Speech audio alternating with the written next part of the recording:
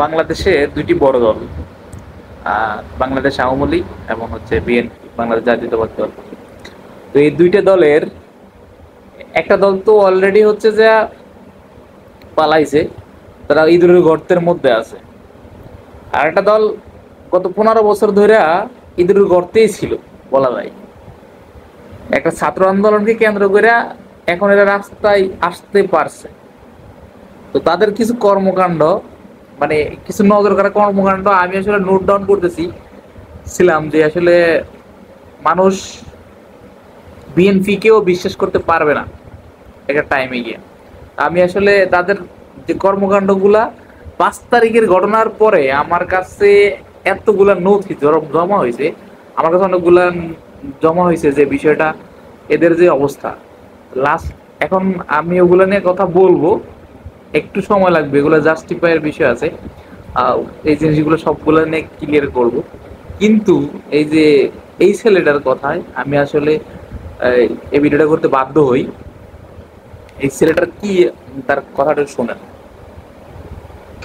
আমি তারেক রহমান স্যারকে বলবো, স্যার দুই একজনের জন্য, বিএনপির দুই একজনের জন্য, এই চাঁদাবাজের জন্য বিএনপির বদনাম হয় স্যার। এই বিষয়টা আপনারা দেখবেন। বাইতুল মোকাররম জিপিও 0 স্যার, বিএনপির মহাসচিব মির্জা ফখরুল ইসলাম আলমগীর স্যার, আপনি দেখবেন, আপনার কাছে অনুরোধ।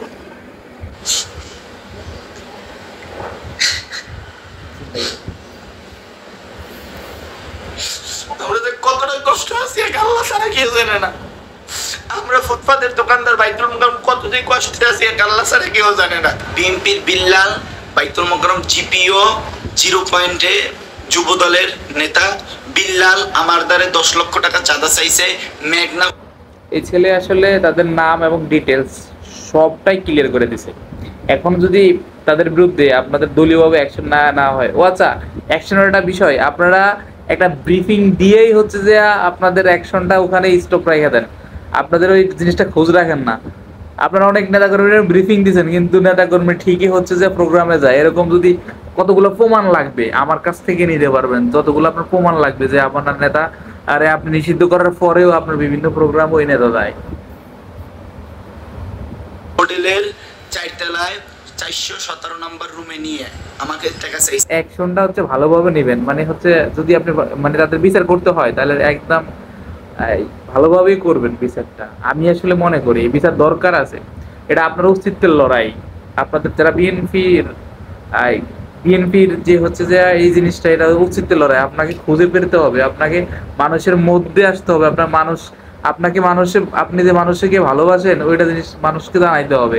আপনি যে মানুষের একজন প্রতিনিধি হয়ে কাজ করবেন এই জিনিসটা বুঝাইতে হবে। এই কর্মকাণ্ড কইরা আপনার থেকে কি বের হয়ে আসবে? আমার দ্বারে টাকা চাইছে, অনেক মানুষে বাইতুল মোকাররম অনেক লোকের দ্বারে টাকা চাইছে। তারা তো কষ্টে বলতে পারতেছে না, দোকানপাট লাগাইতে পারতেছে না। বাইতুল মোকাররম টোটালটা আপনারা কন্ট্রোল করছেন, কি ক্ষমতা পেয়ে গেছেন নাকি? দেখবেন বাইতুল মোকাররম গেলে যে কম্বলের যে দোকান আছে, কম্বলের মার্কেট, সেই কম্বলের মার্কেট পুরোটাই বন্ধ। কেন? চাঁদা দিতে হবে। 5 লাখ 10 লাখ 20 লাখ টাকা চাঁদা দিলে একটা দোকান বসাইতে পারবে। কম্বলের দোকান 20 লাখ টাকায় একটা দোকানে চাঁদা চায়, 30 লাখ করে চাঁদা চায়, তারপরে দোকানে বইতে পারবো। ভাই, এটা হলো আমাদের গরিবের উপর জুলুম। ক্ষমতা আসলে যদি চাঁদা, ক্ষমতার আগেই যদি চাঁদা দেওয়া লাগে, আর ক্ষমতা আসলে আমরা কি করবো? আমরা গরিব তোকে কি করব? এই বিল্লাল, এই যে ওয়ার্ডের গুলিস্তান জিপিও 0 আমি যেখানে দোকানদারি করি, বিএনপির বিল্লাল, এই তার ভাগিনিয়া সহ এই ইনসান, রবু। এখানে বিল্লাল না, শুধু এখানে আপনার ঢাকা শহরে গুলিস্তানে বিল্লালকে বোঝাচ্ছে এই ছেলেটা। এরকম সারা বাংলাদেশে, শুধু ঢাকা শহর না, সারা বাংলাদেশে এমন কিছু ঘটনাও ঘটছে যেটা হচ্ছে যে আওয়ামী লীগ সরকারের আমলে যে সকল নেতাকর্মী আওয়ামী লীগের টেন্ডারগুলো পাইছে, ওই নেতাকর্মীর কাছ থেকে টেন্ডারগুলো হচ্ছে যে ছাত্র দলের ছেলেবেলে, যুব দলের ছেলেবেলে ওই টেন্ডারগুলো নিয়ে গেছে। এরকম ঘটনা বহুত জায়গায় আছে। বিভিন্ন জায়গায় হচ্ছে যে ইজারা ঘাটগুলা বিএনপি দখল করে নিছে। কেন? আপনি কি ক্ষমতা পেয়ে গেছেন না? এগুলো আপনারা হচ্ছে যে ইজারা নিছে, যে ওই লোকটা কি টাকা দিয়া ইজারাটা নিল না, যে প্রতিষ্ঠান থেকে ইজারা নিছে ওর ওই টাকাটা দিয়ে আপনি এ করেন, তাহলে এই যে বৈশিষ্ট্য, এই যে আপনার যেমন স্বৈরাচারের যেরকম বৈশিষ্ট্য ছিল আপনার ওইরকম বৈশিষ্ট্য, কি মনে করছেন আপনার এই পাবলিক এমনি এমনি ছেড়ে দিব আর আপনারা এমনি গ্রহণ করবে? তারপর আল আমিন, তারপরে তার যে ভাই আত্মীয় স্বজন ভাইগনেরা আছে তারা মিলে করলাম আমাকে মারছে টাকার জন্য। আমারে কালকেও মারছে, দুইবার আমার মারা হয়েছে, কাগজপাতি টাকা পয়সা এটা রাখি। তো আমাকে মারার পরে যে ইনসান যে বিল্লাল মিয়ার সামনে আমাকে মারছে, এই বেল আমার ছুটেই ফেলানো হয়েছে ব্যাগে।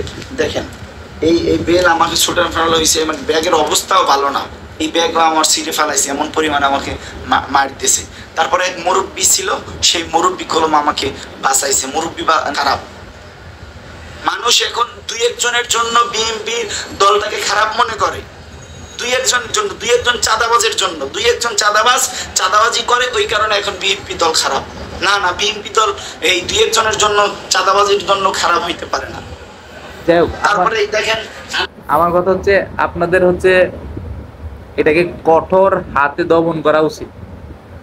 যদি আসলে নিজেদের অস্তিত্ব টিকিয়ে রাখার লড়াই করে আপনারা যদি বাঁচতে চান, আপনারা যদি দেশের মানুষের পক্ষে কাজ করতে চান, আপনারা হচ্ছে যে এই ঘটনাগুলা, অনাকাঙ্ক্ষিত যে সকল ঘটনাগুলো ঘটতেছে, এটার জন্য কঠোর ব্যবস্থা নেন। স্টুডেন্ট, ছাত্র সমাজ এখনো কিন্তু রাস্তা থেকে উঠে নাই। ভাইবেন না ক্ষমতাটা ওখান থেকে নিয়ে আপনার হাতে তুলে দিবে, এটা ভুল করবেন।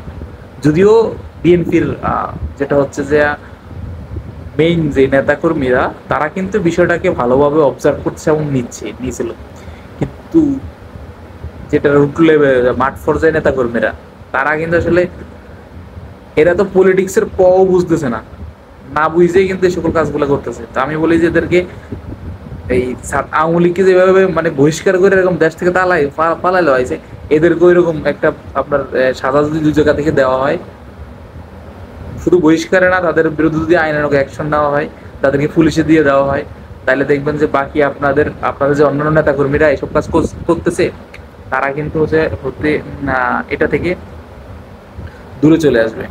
ধন্যবাদ সবাইকে।